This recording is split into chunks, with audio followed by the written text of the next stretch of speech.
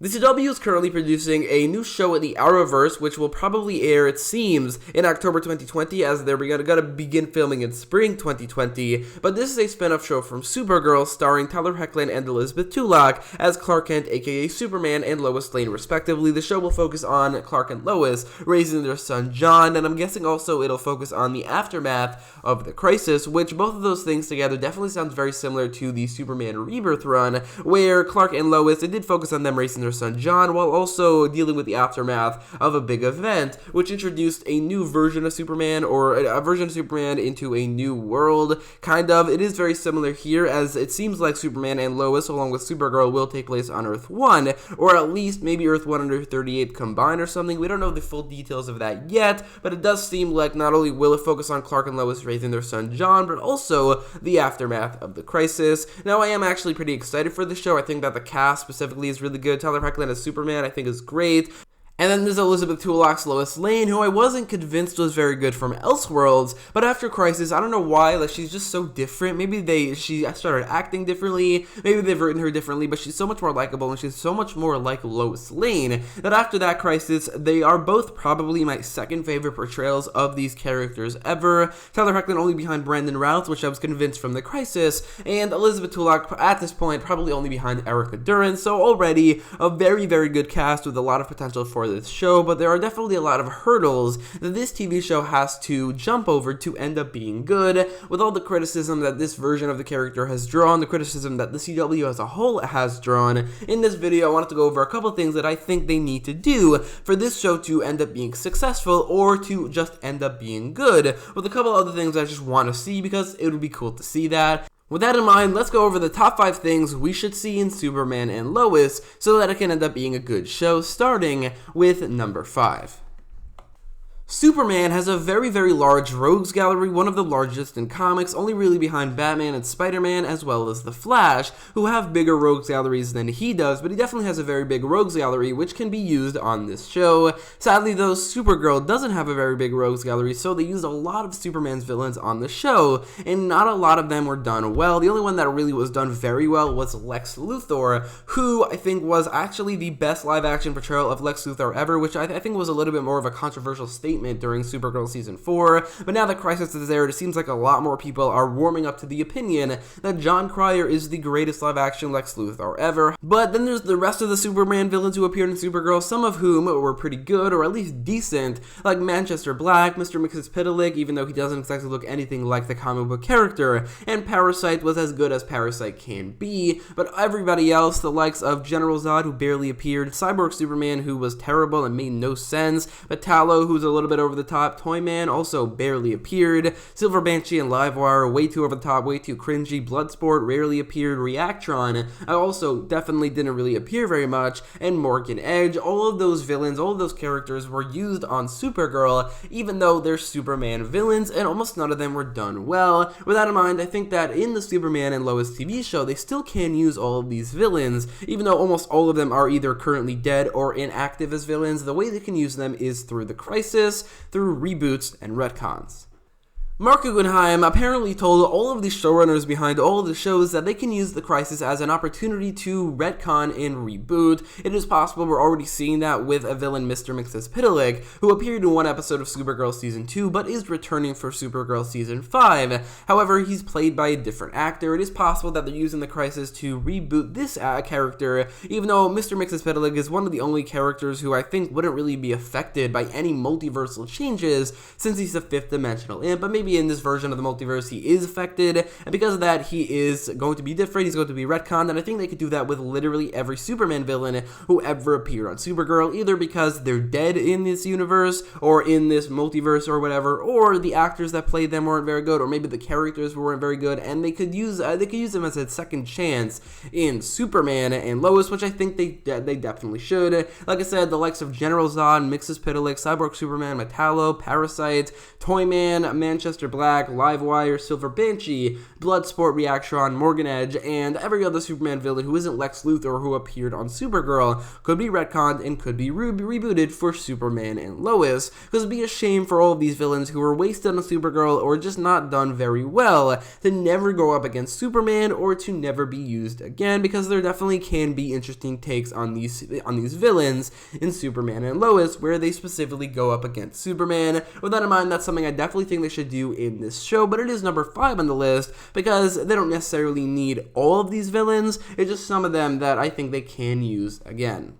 So number 4 is going to be something CW-wide, something that this show has to do better than the CW has done, because it just doesn't work for the most part. The CW typically has these 20 to 23 episode long seasons that just is way too many episodes to handle. I think that it is possible and not that difficult to probably make a season that works for all 23 episodes, but to make that consistently for the entirety of the show, season after season, year after year, is basically impossible, because it's not easy to stretch out a storyline for all of those episodes without filling it with filler or romantic subplots or even regular drama that just isn't as fun to watch. With all of those episodes being 40 minutes long, this worked only for really Arrow seasons 1, 2, and 5, as well as The Flash seasons 1 and 2. Every other season in the Arrowverse, which has 20 plus episodes, suffered because of those amount of episodes. This is especially true for The Flash season 4 and 5, where if it had less episodes, it would be so much better, and this is also evident with the only 2 times I've ever tried to have 13 or less episodes, which is The Flash Season 6A, the Bloodwork storyline, which I think was perfect. That had a little bit of filler, but really only like 1 or 2 episodes,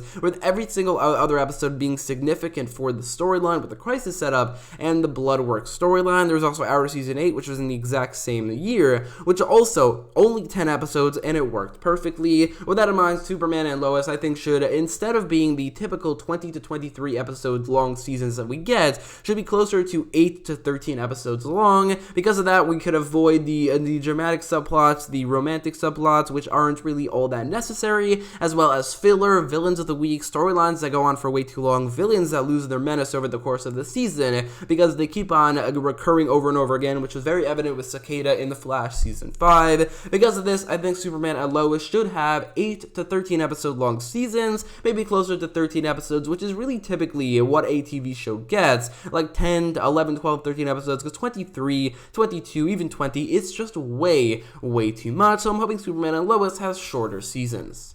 When Superman first debuted on Supergirl, I thought his costume was really cool. It was just in contrast with the rest of the costumes in the Arrowverse. It was actually a little bit better, the design was pretty good, and it was even better than Supergirl's costume. However, especially with the latest season of the Arrowverse, they've really upped their games with their costumes, made them so much higher quality. This is true for Supergirl herself, who currently has a much better costume than Superman. Batwoman, Black Lightning, The Flash, Green Arrow, all of these characters have these much higher quality, better designed costumes than Superman, not to mention Superman himself. The Kingdom Come Superman suit is miles better than what Superman in Earth 38 or Tyler Hoechlin's version of Superman has. It's brighter, it's higher quality, the design is way better, and I think that in Superman and Lois, Superman desperately needs a new costume. This costume, much like the show itself, I think should be based off what is probably the best Superman costume ever in comics, and that's the Rebirth suit, a suit that takes inspiration and takes the best elements of every Superman suit he's ever had. It has the slightly armored look and lack of red trunks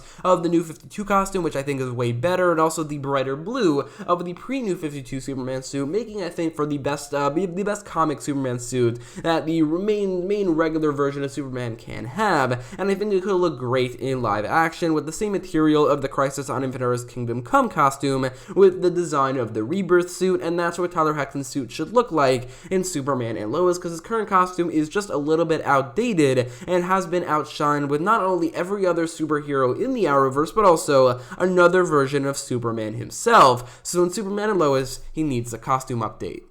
So this obviously ties into the number 5 slot, but I'm a lot more adamant about this. I think that while it would be a huge missed opportunity to not have all of the previous Superman villains who appeared on Supergirl to appear on this show with new canons, I don't think it would be at like 100% the detriment of this show, but one thing that would be is if John Cryer never appears as Lex Luthor. Not only that, but is never the main villain or even the series regular in any seasons, because I think that while Tyler Hoechlin and Elizabeth Tulloch are the second best live action portrayals of those characters in my opinions, Jon Cryer is the best Lex Luthor ever. He nails everything. The look, aside from the beard, is exactly like Lex Luthor. His motivation, his writing, the acting, it's all perfect for Lex Luthor. But not only that, the rivalry between Lex Luthor and Superman in Supergirl Season 5, without Superman ever appearing, was so well done, and that's something we haven't seen yet, the Superman side of that rivalry. Even though they did technically share a scene together in Crisis on Infinite Earths, they didn't have any lines together, and Jon Cryer's Lex Luthor more had lines with the Kingdom Come Superman,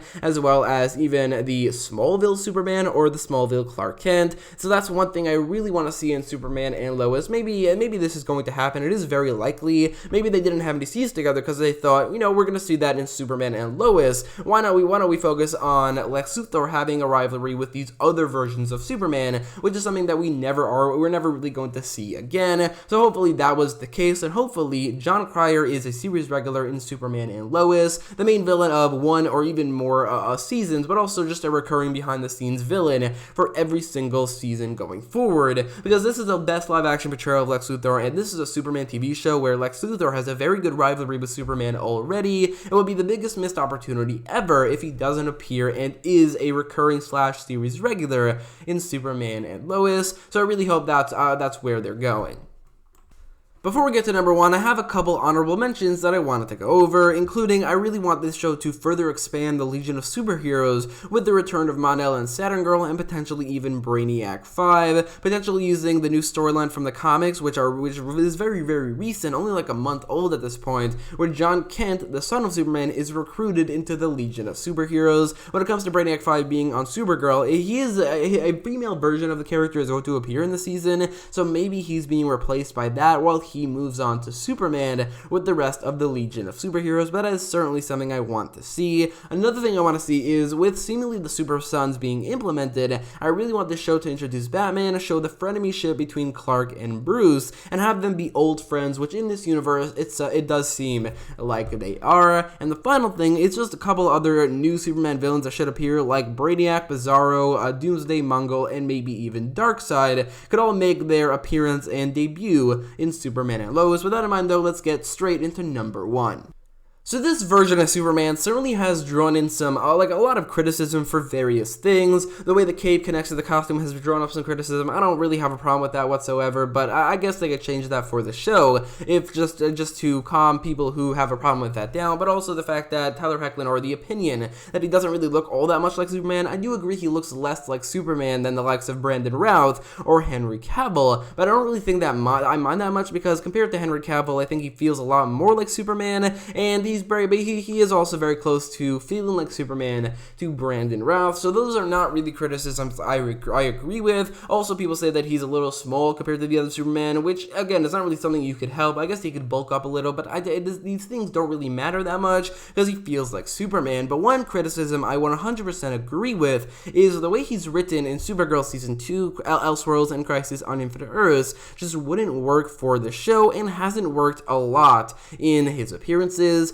He's not written as Superman, he's not written as a leader, he's not written as the greatest hero in the multiverse. He's written as a sidekick, not only to Supergirl, but also to every other hero he ever teams up with, including the other Supermen, which is just so wrong for the character. Even in canon, he is one of the most experienced heroes in the Arrowverse. He's been a hero for well over a decade, at this point over 15 years. However, he never takes any initiative, he never takes a leadership role, despite being Superman, the greatest hero in the world. He also loses like every fight he's in, and is outpowered by every other hero he teams up with, including Supergirl, and that's just not Superman. Superman is a leader of the heroes, he's the most powerful and respected superhero in the universe, recently actually confirmed as the most important character in the DC multiverse through Doomsday Clock, and just an inspiration to others. That is how he should be portrayed in Superman and Lois, an experienced veteran hero who knows what he's doing, takes a leadership role in every situation, is inspiring to others, and is respected by not only others, the world, other heroes, and even the audience, which I don't think the CW has accomplished that with this version of Superman, because they've been writing him as a sidekick. And Superman, more than like any other fictional character who's ever existed, is no sidekick, and that's one thing, and that's the biggest thing that they have to change about the way they write Superman, because otherwise Superman and Lois will fail. That's the biggest thing people have a problem with, and that's something they need to change, and it does seem like they will, because like Superman and Lois will be the first time that Superman is the main character. Up until this point, he's either been a guest star, or in the Crisis, in the crossovers, he's just been one of the side characters. Here, he's gonna be the main character, and I'm hoping he's portrayed that way, and I'm hoping that John Kent doesn't outshine him. I'm hoping John Kent is not portrayed as more powerful, but instead equally as powerful, or having the potential to be as powerful, while also being inexperienced, so that Clark has to train him. Regardless, though, I'm really hoping this is the direction they're going for Superman and Lois, but let me know your thoughts about all of these things in the comments down below, and if you like this video, make sure to leave a like, share, and subscribe, and thanks for watching.